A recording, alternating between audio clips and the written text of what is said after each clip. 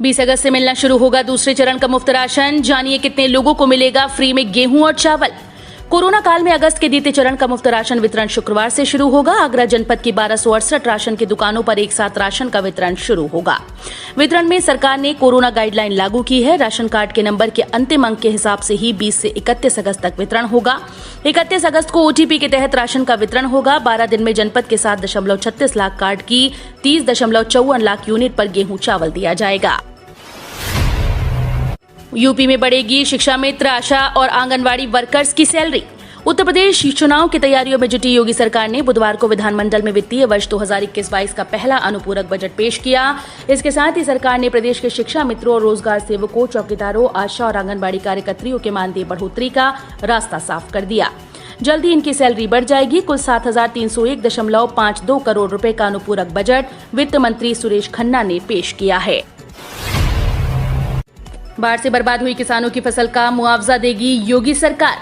उत्तर प्रदेश की विधानसभा में मानसून सत्र के दूसरे दिन बुधवार को जल शक्ति मंत्री महेंद्र सिंह ने कहा कि राज्य में बाढ़ से किसानों की जो फसलें बर्बाद हुई हैं, उनका सर्वेक्षण कराया जा रहा है और इसका मुआवजा दिया जाएगा। विधानसभा में बहुजन समाज पार्टी के दल नेता शाह आलम और उमाशंकर सिंह ने बुधवार को कार्य स्थगन प्रस्ताव लाकर सदन की कार्यवाही रोकने और कर बाढ़ के मुद्दे पर चर्चा कराने की मांग की, जिसके जवाब में जल शक्ति मंत्री महेंद्र सिंह ने ये बात कही।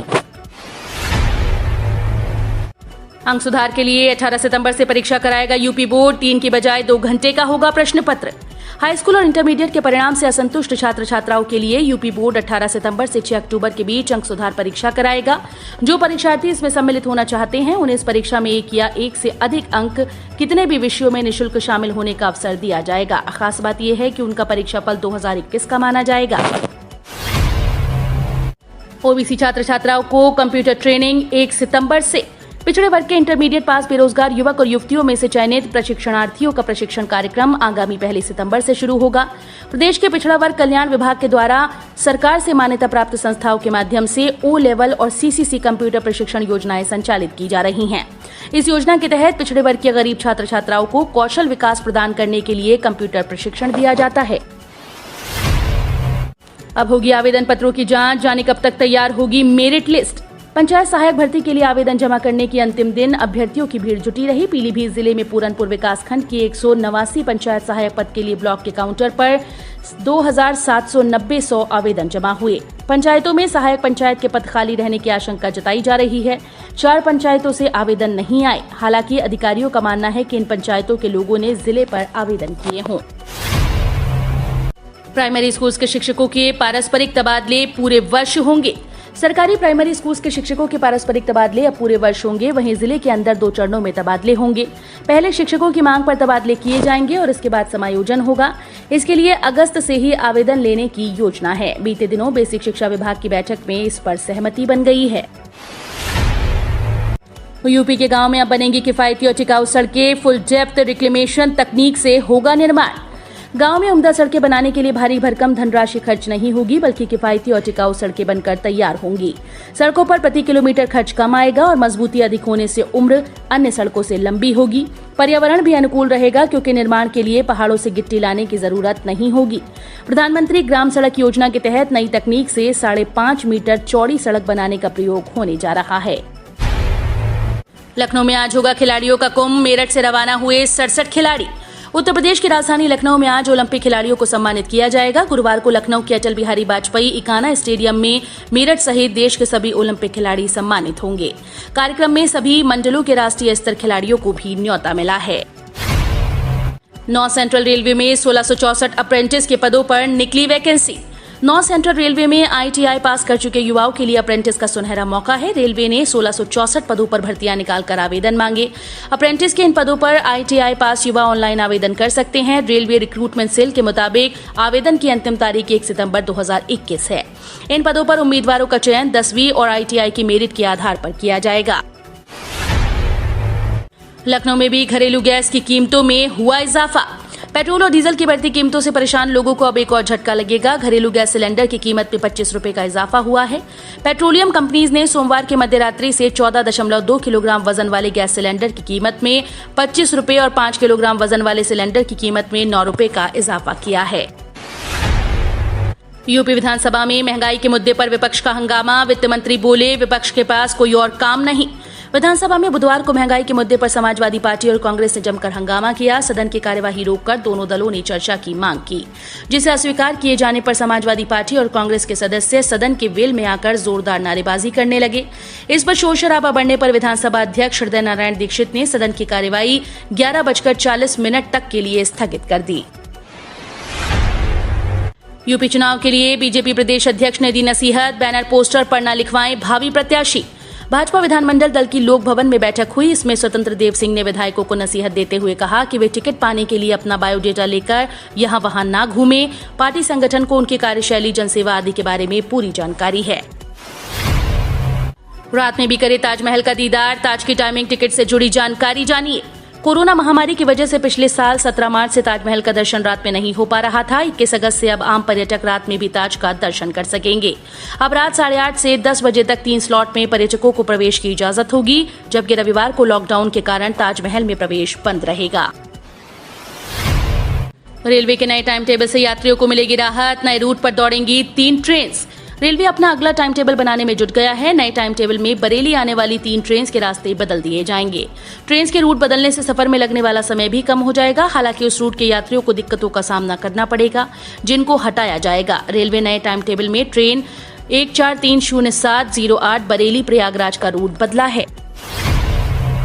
लघु व सीमांत किसानों की खेती पर पीएम मोदी की चिंता के बाद हरकत में आया कृषि मंत्रालय। लघु व सीमांत किसानों की खेती को लाभप्रद बनाने के लिए केंद्र सरकार ने कई कारगर कदम उठाए। स्थानीय जलवायु के हिसाब से फसलों की उन्नत प्रजातियां विकसित की जा रही हैं, जिससे पैदावार बढ़ाई जा सके। वैज्ञानिक और मांग आधारित खेती को प्रोत्साहन देने के लिए कई कदम उठाए जाएंगे। ट्रक चालकों के परिवार को मिलेगा एजुकेशन लोन। अपने बच्चों को बेहतर शिक्षा दिलाने की इच्छा हर माता पिता की होती है। आर्थिक रूप से संपन्न परिवारों के लिए तो अपने बच्चों के करियर संबंधी सपने पूरा करना बहुत आसान होता है, लेकिन जो गरीब परिवार हैं उन्हें बच्चों को बेहतर पाठ्यक्रमों में प्रवेश दिलाना मुश्किल होता है। ऐसे परिवारों के नौनिहालों की उच्च शिक्षा के लिए भारत सरकार ने central sector interest subsidy scheme संचालित की है। इस योजना के माध्यम से ट्रक चालक भी अपने बच्चों का भविष्य संवार सकते हैं। किसानों को सरकार दे रही है 15 लाख रुपए की मदद, तुरंत करें अप्लाई। सरकार ने पीएम किसान FPO स्कीम की शुरुआत की है। इस स्कीम के तहत फार्मर्स प्रोड्यूसर ऑर्गेनाइजेशन को 15 लाख रुपए दिए जाएंगे। देश भर के किसानों को नया कृषि बिजनेस शुरू करने के लिए सरकार की तरफ से वित्तीय सहायता दी जाएगी। इस स्कीम का लाभ लेने के लिए 11 किसानों को मिलकर एक ऑर्गेनाइजेशन या कंपनी बनानी होगी। इससे किसानों को कृषि से संबंधित उपकरण या फर्टिलाइजर्स, बीज या दवाएं खरीदने में आसानी होगी। संकट में घिरी गरीब जनता का दिल दुखाने वाला है अनुपूरक budget. Bahujan Samaj party supremo Mayawati ने बुधवार को कहा कि उत्तर प्रदेश विधानसभा में पेश अनुपूरक बजट संकट में घिरी गरीब और मेहनतकश जनता की उम्मीदों पर पानी फेरने और दिल दुखाने वाला है। मायावती ने ट्वीट किया कि यूपी विधानसभा में आज पेश अनुपूरक बजट राज्य के विभिन्न संकटों में घिरी गरीब व मेहनतकश जनता के लिए उम्मीदों का कम व दिल दुखाने वाला ज्यादा है। कैबिनेट ने पाम ऑयल मिशन को दी मंजूरी। बढ़ेगा घरेलू उत्पादन, इंडस्ट्री लगाने में मिलेगी 5 करोड़ रुपए तक की मदद। कोविड के बीच खाद्य तेलों के दाम में महंगाई की मार झेल रहे लोगों को अब राहत मिलने की उम्मीद है। सरकार ने देश में खाद्य तेलों की उपलब्धता बढ़ाने के लिए 11,040 करोड़ रुपए के पाम ऑयल मिशन को मंजूरी दी है। पाम ऑयल मिशन से पाम ऑयल के आयात पर निर्भरता घटेगी, किसानों की आमदनी बढ़ेगी और ऑयल इंडस्ट्री को फायदा होगा। सैफई हवाई पट्टी को लेकर योगी सरकार का बड़ा फैसला। मुलायम के गांव में उड़ते नजर आएंगे फ्लाइंग क्लब के विमान। पूर्व मुख्यमंत्री मुलायम सिंह यादव के पैतृक गांव में बनाई गई सैफई हवाई पट्टी को प्रशिक्षण अकादमी को देने की तैयारी कर ली गई है। राज्य सरकार की ओर से उड्डयन नीति में किए गए बदलाव के बाद ये निर्णय लिया गया। प्रदेश की कुल 17 हवाई पट्टी में से 12 हवाई पट्टियों को पहले ही PPP मॉडल पर फ्लाइंग क्लब व प्रशिक्षण अकादमी को देने का प्रस्ताव था। सुपर स्ट्रक्चर के बाद ही परकोटे के निर्माण का होगा काम। राम जन्मभूमि में विराजमान रामलला के निर्माणाधीन मंदिर की प्रगति की समीक्षा को लेकर नई दिल्ली में मंदिर निर्माण समिति की 2 दिवसीय बैठक मंगलवार को शुरू की गई। इस बैठक में लिए जाने वाले निर्णय की जानकारी बुधवार को राम जन्मभूमि ट्रस्ट महासचिव चंपत राय सार्वजनिक कर सकते हैं। ट्रस्ट के न्यासी डॉक्टर अनिल मिश्र ने हिंदुस्तान को फोन पर यह जानकारी देते हुए बताया कि ये संस्था की आंतरिक रूटीन बैठक है, जिसमें निर्माणाधीन कार्यों की समीक्षा की गई।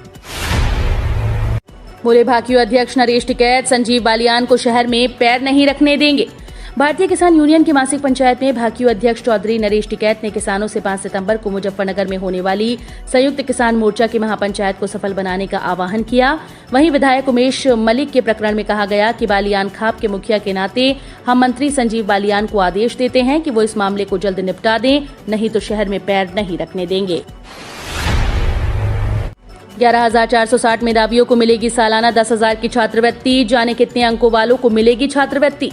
यूपी बोर्ड से 2021 में इंटर पास करने वाले 11,460 मेधावियों को केंद्र सरकार की ओर से स्नातक स्तर पर सालाना 10,000 रुपए की छात्रवृत्ति मिलेगी। विज्ञान, वाणिज्य व मानविकी वर्ग में क्रमशः 3:2:1 के अनुपात से छात्रवृत्ति दी जाएगी। योगी सरकार ने विधानसभा में पेश किया 7,301.52 करोड़ रुपए का अनुपूरक बजट। युवाओं को रोजगार के लिए 3,000 करोड़ की व्यवस्था। उत्तर प्रदेश विधानसभा चुनाव की तैयारी में जुटी योगी आदित्यनाथ सरकार बुधवार को वित्तीय वर्ष 2021-22 का पहला अनुपूरक बजट विधानमंडल में पेश किया।